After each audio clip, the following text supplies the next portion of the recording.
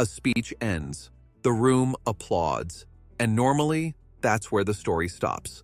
But this time, the real story started the moment Charles Spencer stepped off the stage. Within hours, royal experts on 3 continents were dissecting a handful of his sentences, asking one question. Was Diana's brother really talking about his sister? Or was he sending a message straight to Meghan Markle? He never said her name. Not once. So why did almost everyone watching assume he meant her anyway? Stick around, because the answer says more about the monarchy than the speech itself ever could. Let's establish what actually happened. Charles Spencer, the 9th Earl Spencer and Diana's younger brother, addressed a public gathering with remarks that were measured, reflective, and centered on his sister's legacy, compassion, dignity, and a willingness to connect with people outside royal tradition. That much is fact.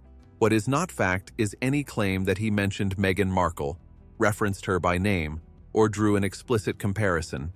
He didn't.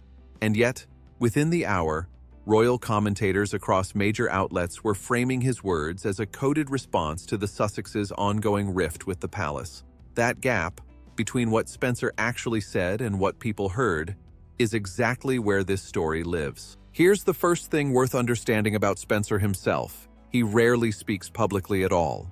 Since Diana's death in 1997, his appearances have been infrequent by design, and when he has spoken, it's almost never about palace politics or criticism of specific royals. His focus has stayed remarkably narrow, protecting his sister's memory and the values she stood for, which is exactly why, this time, his words spread so much further than intended. So what pulled Meghan into a speech that never once referenced her? Royal experts point to a specific overlap in language. Spencer spoke about compassion under pressure, about the emotional toll of life inside an institution built on scrutiny, and about a person choosing empathy over convention. To anyone following royal news over the past several years, those themes land in familiar territory, because they're the exact same themes that have dominated coverage of Meghan since she joined the family. That overlap is where the speculation began. But here's where it gets more complicated. Several commentators pushed back hard on that interpretation. Their argument, Spencer was describing his sister using the vocabulary he's used for nearly 30 years, and reading Meghan into it says more about the audience's expectations than about anything Spencer intended. In their view, the connection wasn't planted in the speech, it was projected onto it. Both readings can't be fully right. And that tension is exactly why royal experts are still divided days later. Royal historians add another layer to this debate. Several point out that Meghan herself has spoken publicly in past interviews about the pressure of stepping into an institution built on constant scrutiny, comments that predate Spencer's speech by years. To commentators looking for a connection, that overlap in subject matter feels less like coincidence and more like confirmation. To skeptics, it's simply proof that scrutiny and compassion are universal royal themes, not evidence that one speech was quietly written about one specific person. That split among experts is worth sitting with for a second, because it shows something important. Even people who study the monarchy for a living can't agree on where a tribute ends and a message begins. If professional royal commentators are divided, it's no surprise that ordinary viewers reached wildly different conclusions within hours of the speech going public. Now here's something that rarely gets mentioned in coverage like this. Spencer has never publicly discussed Meghan Markle in any context, not in support of her, not in criticism of her, not once in the 8 years she's been part of the royal story.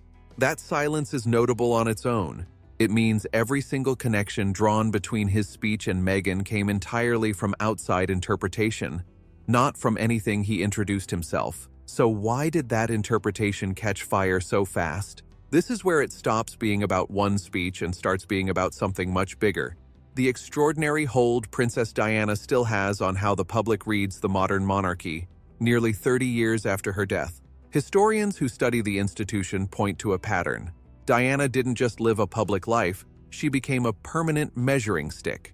Every time a royal figure is discussed today, William, Catherine, Harry, or Meghan, comparisons to Diana surface almost automatically, whether the person being compared invited them or not. She's stopped being just a historical figure and become something closer to a lens the public uses to judge the present.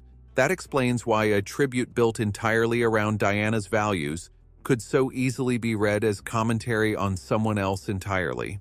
When Spencer talks about compassion colliding with institutional pressure, listeners don't hear it in isolation. They hear it stacked on top of years of headlines, interviews, and documentaries about exactly that tension playing out with Meghan. There's a psychological piece here too, and it's worth pausing on. Audiences rarely process a speech word for word.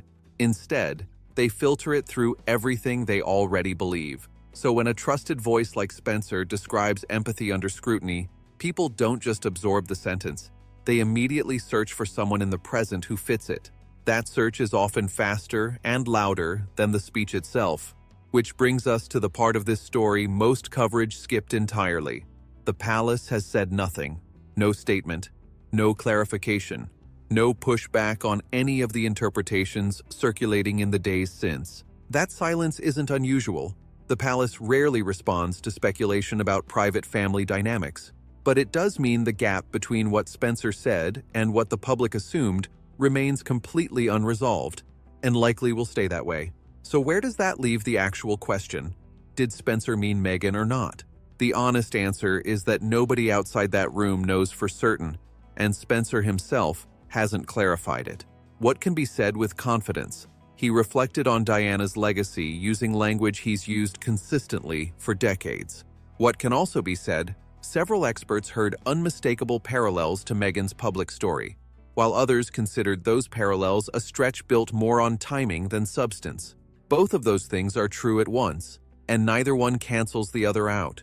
Maybe that's the real story here, not what Spencer meant, but what it reveals about how the public relates to the monarchy today. Nearly 3 decades after Diana died, her presence still shapes how millions of people interpret every major royal moment, even ones that never mention her successors by name. That symbolic weight raises a bigger question about where the institution goes from here.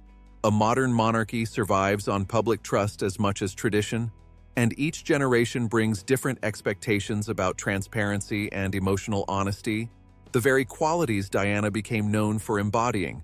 Figures like Spencer, simply by invoking her memory, end up touching a nerve that reaches far beyond one family reflection. That's likely why this story hasn't faded. New panels are still dissecting the same handful of sentences, commentators are still split, and the pattern shows no sign of stopping anytime soon, because as long as Diana remains one of the most recognizable figures in modern royal history, anything that echoes her values will keep inviting comparisons to the people carrying that legacy forward now. Whether those comparisons are fair is genuinely up for debate. What isn't up for debate is that Diana's influence hasn't faded with time. If anything, moments like this prove it's stronger than ever. Perhaps that's the real takeaway from Charles Spencer's speech. It didn't confirm a feud, and it didn't settle an argument. It simply reminded everyone watching that conversations about the monarchy are rarely about a single event. They're about which values people believe the institution should stand for, and whose name gets attached to them. So I want to know what you think. Do you believe Spencer's words were purely about honoring his sister, or did they carry a message reaching further than that?